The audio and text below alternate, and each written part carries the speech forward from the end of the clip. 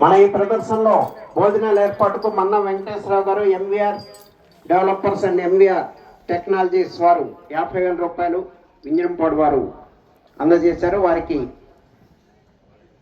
ధన్యవాదములు తెలియజేస్తూ కల్లూరి బాపాయ్ గారిని ఈ జత యజమానికి వారి తరఫున కల్లూరి బాపాయ్ గారిని ఈ జత యజమానికి గిఫ్ట్ బహుకరించవలసిందిగా ఆహ్వానిస్తున్నాము.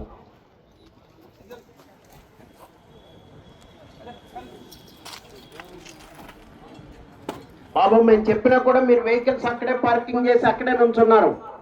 అక్కడ వెహికల్స్ దిగాలి.